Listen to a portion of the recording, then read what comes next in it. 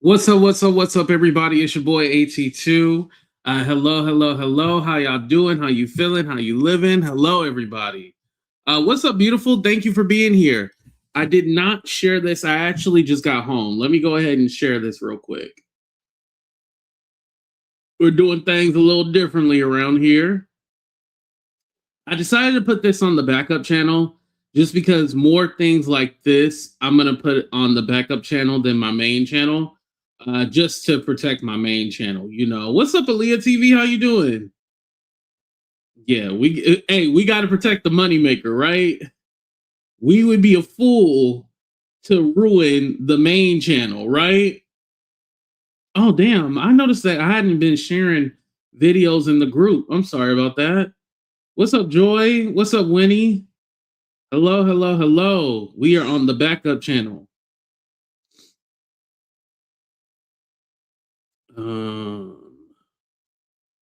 82 Entertainment. Ooh, my refund went through. So y'all know how I had the capture card and I was having issues with it. Technically, I'm still having issues with it, but but the new one didn't work any better, so I returned it. Amazon gave me back my money, so now I'm rich again. Woo! I'll just get. Well, it was like $100, so I mean, it was a lot of money, y'all. Shit, my birthday is on Friday. Oh, by the way, so my birthday, we're going to start the show at 8 o'clock. So we're basically going to be leading all the way up to midnight, 8 p.m. Pacific Standard Time. So 8, 9, 10, 11, and then 12. Oh, Lord. 5 hours. Remember that one time for my birthday, I did an 8-hour stream? How many of y'all was here for that? What's up, Darcy? What's up, Ronnie? I did an 8-hour stream for my birthday one time. It was hard as hell. So this one's gonna be a 5-hour though. Like 5 hours, we're done. Please come to the backup channel. Yeah. And then I'm not gonna create the show until the night before because they'll mess up the algorithm if I create it now. So yeah. And that will be, actually, I'll share it on both. I'll do it on the main and the backup channel. All right. So here we go. No, I'll just do it on the main channel, not the backup. So we're going to be talking about the Armon, the Milagro and Tasha K interview, and we're going to specifically talk about the part where they bring up the Armon. I get this question a lot about like the YouTube drama and stuff. Like, is it real? Is it fake? And I just want to let you know, for me, whenever AT2 is going back and forth with somebody, that's real. I'm not faking it. There's no, oh, behind the scenes we're laughing and giggling or anything like that. I don't do that. Every piece of drama that I have is very real. I just want to let y'all know every piece of drama that AT2 is involved in is real. The only person that I talked to recently where like it's kind of feuding is Maggie. And let me just be honest. The only reason why I was talking to Maggie in the DM is because I wanted to ruin her main relationship. And I did that. So pat on the back. Don't be mad at me. AT2 did what he had to do. Don't be mad. What's up, Ryan? How you doing? I'll actually be seeing Ryan real soon. What's up, Cammy? How you doing? Yeah, don't judge me, judge your mama, damn it. Shit. Yeah, I was all like, oh, let me start talking to her, and then that way I know I can ruin her friendship. And it worked, so yeah. It is what it is, right? But let's go back to the subject at hand. It seemed like Tasha, Armon, and Milagro, they have like this frenemies thing. And let me tell you why I can see why their relationship confuses people. I think when you have a history with somebody and you've known them a long time, and plus someone at like a Milagro, Armon, and Tasha level, they can understand each other. they understand like the back end and things that go on and how people try to manipulate you and pull you this way or that way. So they actually have more in common. That's why it seems like it's like a weird energy. Like, okay, are you guys planning this, or is this fake, or whatnot? Like, I remember that 1 year on Christmas when it was like Tasha, Vaughn, Chelsea, Wiley. What's up, Couture Bay? Wiley, and they were all on Conscious TV channel. Remember the Christmas Day Massacre, as they call it? Well, I remember hearing all of them say, like, yeah, we were talking on the phone. And it's all like, wait, I thought y'all hated each other. Y'all talk on the phone? So it's kind of like, professional wrestling. Like, it's all predetermined and stuff like that. So it'd be fake and shit, right? But a lot of these people talk to each other behind the scenes and shit like that. Because Armon said, yeah, when I was talking to you on the phone, Tasha, blah, blah, blah. And it was all like, wait, don't y'all hate each other? And like, sometimes you get confused. And I want to say this too. Sometimes it's not hate. Sometimes it's just that you have a disagreement with somebody. It might come off as, okay, these people hate each other, but they don't really hate each other, It's more like a strong dislike, or you have a disagreement, and because people don't want to be adults about the situation, they be hella petty. So that's essentially what ends up happening. Oh yeah, Darcy, it's morning for Couture Bay. Yes, good morning. All right, so y'all done hearing me talk, but let's go ahead and pull this up and I'll give you guys my honest opinion. Here we go. My history with gay black men on social media. And I have now, been betrayed in the worst way. Somebody I used to be friends with. Oh. Child got up on the damn stand against me, lied on me in federal court. I've had some. Wasn't that one of your moderators or something like that? Oh, for them, YouTube. Yeah. Yeah, see, that's why, you know what, and I don't care if any of the gay black men get upset with me. There are some that protect us, right? Of course. But then there are some that are out to tear us down, and it doesn't make any sense. Where there's this like hatred, you know? And, underlying hatred. Right. Those are usually the ones that kiss up to you. Oh, I need your help. Help me. I want to help you. Or I believe in you. Right. Yeah. And that's how this person came to me. Somebody was supposed to be so helpful and loved me so much and saw so much for me, and ended up talking about they want to throw acid in my face and trying to understand, lying on me. I was sitting in court just crying because I couldn't believe like this person would do this to me. So I'm gonna have to open up and let some people in. I think they will. Yeah, just do heterosexual men and or black women. Black women. It don't matter what. Okay, so I want to say something. So, I think honestly, it's the parasocial relationship, and it gets tricky with moderators because you either grow that close relationship with them, or you treat them as moderators. And with these parasocial relationships, sometimes they blend into, oh, okay, well, we're friends or we're family and I'm sharing close information with you. And it's really your moderator, somebody that you don't know or somebody that you just have an online relationship with. You probably shouldn't be sharing your business or trusting them. But naturally, we grow like not an attraction, but we grow like a friendship or mutual, and we feel like, okay, well, this person I can trust and I can give them this information, knowing that you don't know this motherfucker. Like, why are you giving them insight or information? And Milagro is specifically talking about the guy who was her moderator who testified against her. So let's continue. The LGBT, the lesbians, they don't care. They'll protect you. You know what I'm saying? But the gay, how can I put it? They think they're the head in charge, type men like Ski Wiggins. I call him Ski Wiggins for a reason. You talking about Armon? We have a cousin. Mm-hmm. You get on my damn nerves, but I still feel like I like you type of relationship. He came to court. I felt like he was unbiased.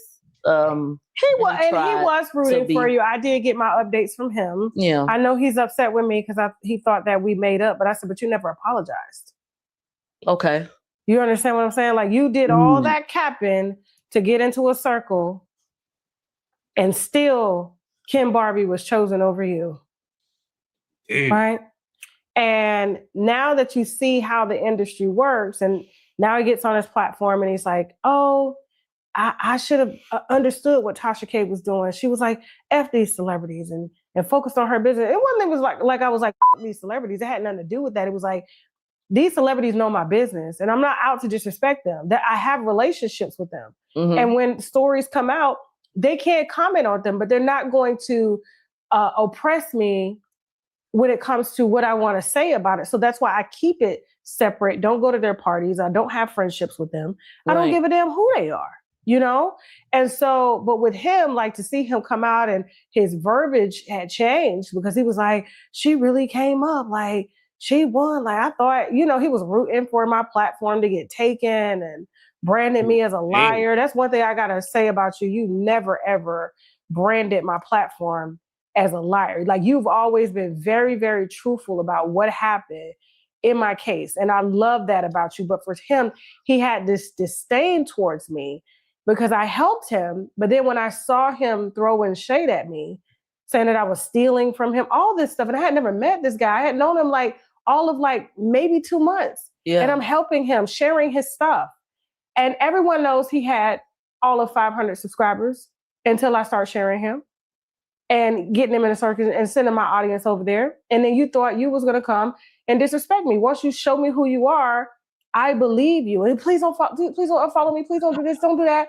And so ever since then, when I did that, and he was saying I stole a Dr. Sebi interview from him. I said, how could I steal an interview for you? First of all, you don't interview people. And second of all, I sent Dr. Sebi's people to you. I would give him, once they were done interviewing with me, I would give him, like, go sit with him to help. Okay, so I wanted to stop it right there. So Armon, I did get a chance to watch his video, and he explained that he got contacted by Dr. Sebi people first, and he called Tasha and asked her, like, was it cool if they did an interview? And she said, yeah.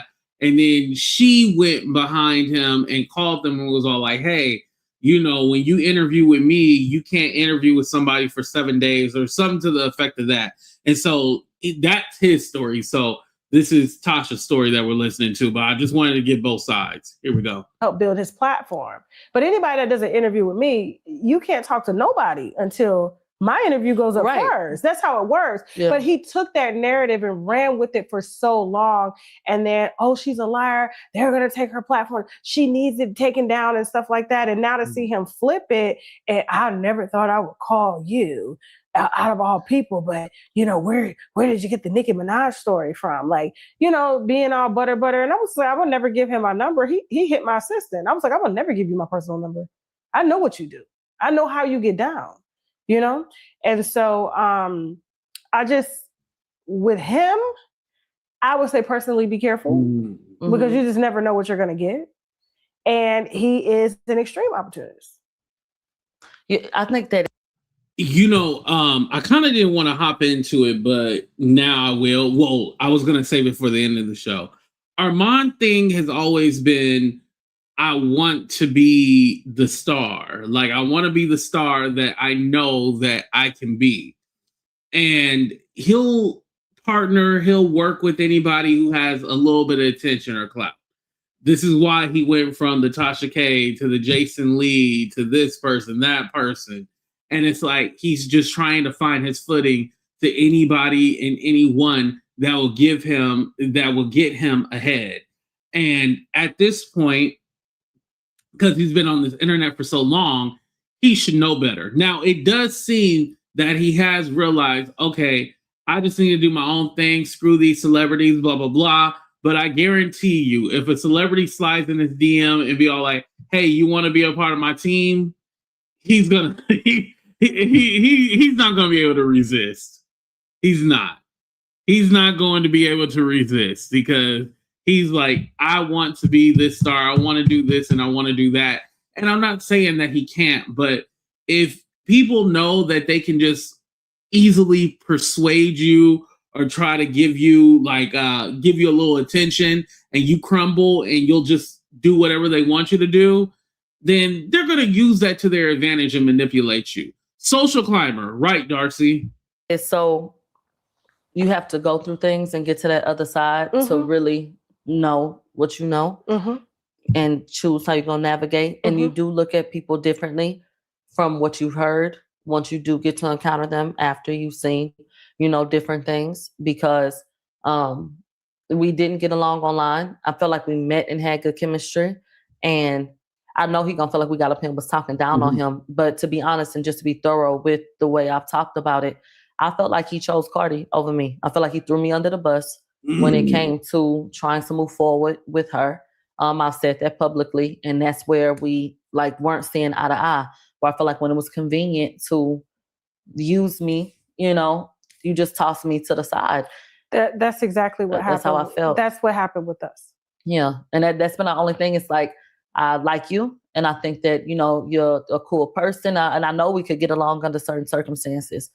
But when it comes to what you want out of certain situations, you show me you from Hollywood. And that's what I call him, a Hollywood nigga. And I say, when I try to describe where we miss each other at, I'm a hood, that Hollywood, and us being able or not being able to just be on the same page at all times and feeling like you will discard me for somebody else if they're more popular, more this or that. That is just where we miss each other. And that's literally. how he works. Well, I don't like him.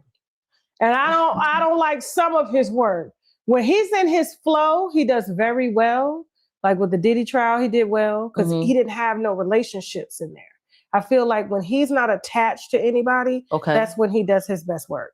But if he has some sort of formal attachment, I would have to agree with that. I think, you know, when we compare him with the Diddy trial and stuff like that, he was amazing at doing that. He was very entertaining. We can't lie about that. But when the relationship gets to I'm working with this person or that person, I don't know what happens. It just goes completely to shit. It goes completely to shit. Him being solo dolo, I agree with that. That's his thing, being solo dolo. Attachment to anybody that's involved, he is going to lean more to their side. Okay. I feel like he can't stand, like he doesn't like the fact that people will not like him based off of, you know, his opinion. So he's a people pleaser. Yeah, I think so. And I think when he doesn't get what he wants from something, because we had a situation where she mentions her husband in this interview, by the way. I didn't respond to him in a timely fashion, I guess. Child, he didn't damn near rip my head off. So I'm just like, I feel like when you think you're not getting your way, or when maybe you feel like you've been rejected in a particular type of way, that whatever he's been dealing with, whatever he's dealt with in life, that comes out. And he threatened Milagro to do that to Milagro or Tasha? Wow, that is crazy. But that goes back to my point about this weird frenemy relationship. Listen, they like that kind of toxic shit. I can't explain it. You know, there's certain things like you can say certain things to me, but there's some certain lines that you can't cross. And if she like it, I love it. You know, I shit. It's kind of like when somebody's in a certain situation and they keep going back to the person. It's like, why do you keep doing that? Like, do you like it? She like it. I love it. He gets very vicious. So very vicious. I think he's really talented. I hope he achieves all his dreams. Yeah. And I feel like we would be great if he was born somewhere else, like had been raised somewhere like down south or something like that. I feel like the lights is in his eyes. Well, fuck everybody else, like, nigga. you can't say, and I've heard him say this on live, I'm famous. I'm influential. I'm like, well, who told you were famous? Not to knock down on him, but like, I wish I would sit up and tell somebody I'm famous. Do you know how detached you are from reality to say, you can't say that you're famous. The public, that is for the public to say that you're famous. But because he is so hell-bent on being main character, it gets in the way of his work. And that's what I told him when I first met him. You are talented. You have the it factor. But if you don't self-develop and kill that ego, you're going to kill your career. Yeah. So my thing is like, I remember one, I don't know if it was a tweet or if it was on his Instagram, but I remember Armon when he was getting like attention from Joe Budden, DJ Academics. He was all like, yeah, I'm the first gay nigga to get recognition in hip hop. And it's kind of like, well, one, I don't know if that's true for a fact. And then two, it's kind of like, why do you just want to be like the number one gay nigga in like hip hop? Like, because it's not all hip hop. Like what he's known for is more than likely female, rap and stuff like that. So I just feel like he demeans himself, and it's all like, you don't have to do that. You could say like, oh, on YouTube, I'm one of the biggest people, or, something to that effect. But you literally devalue yourself by saying that. I don't know. For me, it was just weird. But y'all might feel differently. I don't mind if y'all feel different about that. Just, I've seen him, and you've tried to mediate for me and him, and a lot of people are trying to get it. And I got a lot of slack in that because people saw him online crying about me so much for so long. It was like, she must be a terrible person. Why won't she come out here and say anything? And I'm like, for what? What am I going to say? Right. He's done this to Jason Lee, T.S. Manhands, Jessica Kahinor. And Jessica Kahinor is a trans woman, by the way. So don't be out here talking about I don't like trans women. Flay Monroe, that's my but I just don't deal with T.S. Manhan. But for the most part, like, I just, for what you and I do, I feel like they want that position. They want to be the female. They want to be liked by females. And sometimes they get a little ahead of themselves. And, calling me a bitch, I'm not your bitch. Yeah. It gets really, really touchy because we went at it one time, and he told me that I was being dramatic, but he was in Houston and doing different things. He was like, I'm down here and I don't see you. They ain't heard of you. I remember I took them like, nigga, you looking for me? Do I need to get a weapon or something? Like, nigga, what's going on with you? Like, where sometimes you don't know how to receive him because he can be very obnoxious and like flamboyant. Very main character. Syndrome. Yeah. I don't think he means any harm. I just think he wants to be in a certain place in life. He real scary. He real scary. He's willing to do whatever it takes. The way he been running from, what's the name? The guy named Donut? I saw something about like a restraining order online. Yes, I was so he left your preoccupied. trial. I'm like, what the hell is going on with him? As much as he be talking online, Ski Wiggins left your trial to go file a restraining order on another YouTuber. I saw that restraining order, and they got to go back to court to see what they're gonna do with it. But I'm just confused as to what the hell. Like, I don't know. How the fuck did we get? I don't know, but I feel like if it was a woman, he would be online. But he don't have that same energy for a man. I feel like he argues with a woman because he knows physically we can't beat him.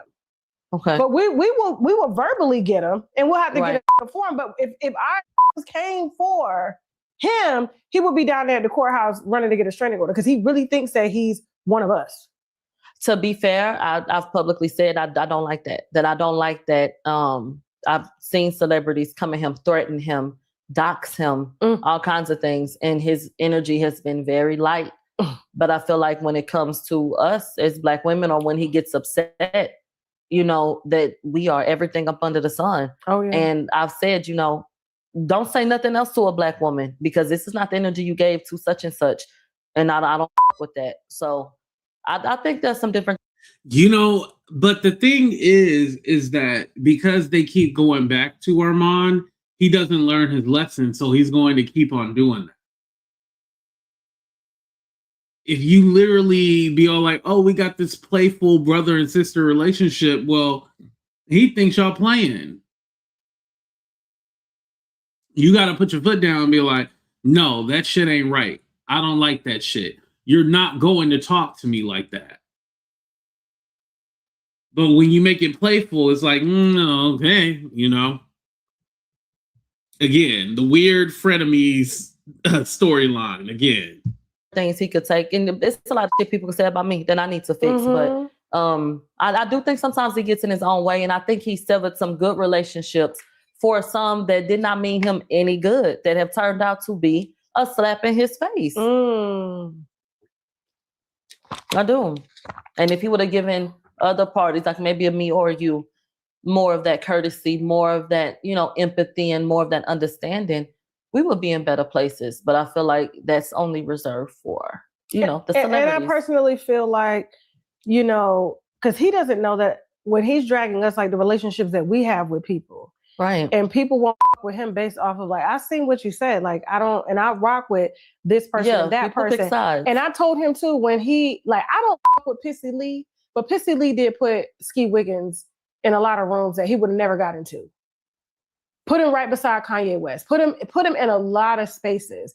And when I saw him burning that man's book, crying on live, I said, listen, I know Pissy Lee is not the best person. I get it. But obviously he saw something in you that he liked and put you in his room. Regardless of how, you should just take it on the chin and be like, you know what, he did me wrong. But for him to go live and trash that man and burn his book, I'm like, you know how many industry people he is? Now, I will say this. Jason Lee is not one of the best people in the world. He's very shady, very sneaky, and the impression that you get from him online is pretty much how people feel like he is in real life. And now, again, Armon has every right to defend himself. I do want to put that out there. But for him doing the whole book burning and all that, it was too much. It was too much. And especially because, Jason Lee is in those circles. Well, Jason Lee might be in a couple of circles. Let me not say all those circles, but in a few circles that could have potentially hindered him. I mean, luckily it hasn't, but I can't say for a fact that people didn't just see that. Not saying that Jason Lee told anybody not to work with him, but the fact that people see that and they go like, I don't know if I want to work with this guy because he might eventually turn on me or do me wrong. People think about that. And you could be slated to be the next Pissy Lee. Right. But instead you show out like a 2-year-old child every time. And I don't even like Pissy Lee, but I was like, that was disrespectful. Because nobody saw him doing anything to you, but everybody saw how you responded to him based off of something personally that happened between y'all that wasn't public. And that is literally why no one has ever heard me say anything negative about Ra. Because when it's all said and done, that was an opportunity for me. Mm-hmm. She helped to get me to another avenue. And I feel like I have to respect her for that. And she is not coming at me a particular type of way. So. As you should. And I respect that. Yeah. And so my thing is, like, I tell everybody, like, this ain't high school for me, who you got beef with, that's between you and that person. Right. You know what I'm saying? And vice versa with me. I ain't never like her. Mm-hmm. I ain't never like Ra. Ra knows. You know what I'm saying? Mm-hmm. And so when she decided to enter the chat to help to defend DeAndre, I know, mm-hmm. Here we go, to help DeAndre, I said, I saw that. Who called for you? Right. Nobody called. So I was like, nah, I'm finna get your ass, bitch. You done pulled up to the table. When nobody talk about you, want to post that cease and desist of him trying to sue me, whole time you done introduced the nigga to Nicki Minaj. That's your friend. I get it. You got a record and so does he. And that's when you'll see how much people don't with you. Because there have been times where when I was on site that I felt like people were saying or doing things that maybe I've been a guest and, we would have a conversation about it. And I don't feel like, anybody ever came up and said, no, don't do that or don't say that or would even delete the comment off of the blog where I feel like it was fine, to go and do. So I think you learn a lot when you sit back and you kind of watch. Like, I said, build your own. That. You have to build your own motherfucking shit. She bought them followers over there. You saw how it went from like 100,000 to 1 million overnight.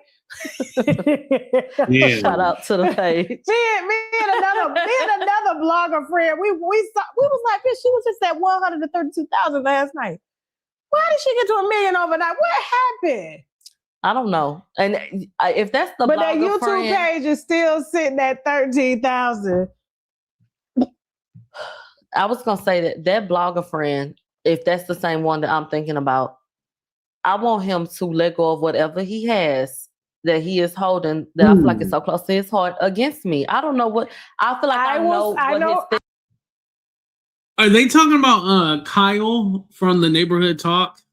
I will set up a phone call, but I want him to let it go because it ain't nothing to hold on to. Not to me. I will set up a phone call. I know what you're talking about. We're not going to say his name because I just don't want no issues. Of course. Yes, right. But I will make sure, like, we set up a phone call, and I promise you, everything that you want to do, everything you want to get off, he gonna be like, no problem.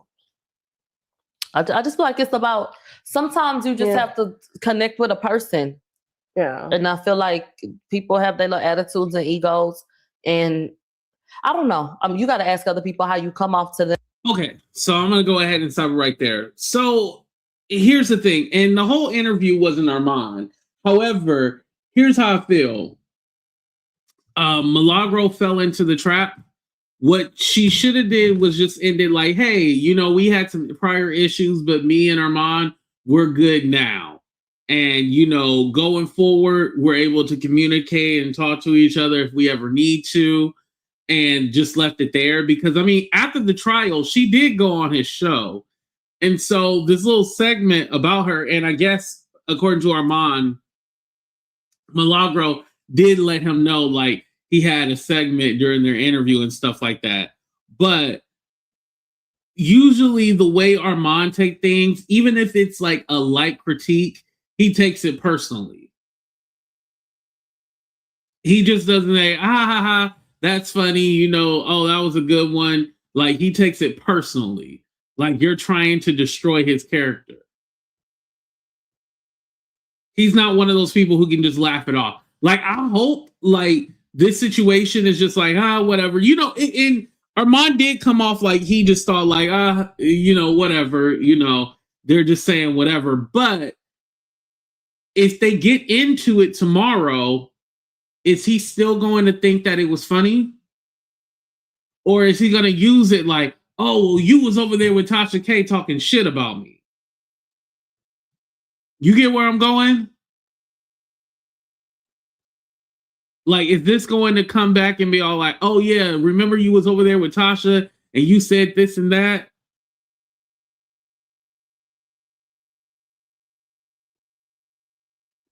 You know he is. Yeah. Yeah, this is definitely going to come up again. This is not over with. Or this wasn't like, oh, I'm watching, you know, entertained by it. It's definitely him taking notes. Because I looked on his YouTube and he's like he had like some kind of photo shoot and he's like talking about main character, I'm a star and all this other shit. So yeah, he's definitely not taking it as far as like, oh yeah, I'm above it, or I don't care, or this was funny, I was entertained by it. I mean, he even had callers call in yesterday and discuss this. So I mean, yeah, this is definitely a situation that's going to come up again in the future. Just right now, he's playing it cool. But as soon as they fall out, yeah, he going to bring this shit up. And I think also I go back to my point where Milagro should just gave like a safe, politically correct answer and not fed into it. Because now that she fed into it, this is going to be a thing. Now, I don't think there's any backlash going to be on Tasha K because, I mean, she just asked the question. And hell, you answered it. Like, shit, there ain't nothing on me, you know? And Tasha did her job. She's supposed to get the information and make the interview interesting. So she did what she was supposed to do, right? Yeah. But I think also, too, you know who you can joke around with and you know people that you can't. You know, there's some people who are very sensitive and you know some people that can actually take it. So with that being said, I guarantee you that this whole interview thing is going to come up in the future. It's not over. It's going to come up whenever they have, because they're going to fall out again, right? We know that. Talking about Millie and Armon, they're going to fall out again. It's gonna be something petty or stupid, and they're gonna fall out again, and then we'll be back to square one, and they'll be going at each other. So, you know, we'll see what happens. But you guys, go ahead and hit that like button, subscribe to the channel. I just wanted to do a quick review on this. I found it interesting, so I just kind of wanted to get my perspective on it. And shout out to all my frenemies. Actually, they're not my frenemies. I hate them motherfuckers. All right, we out.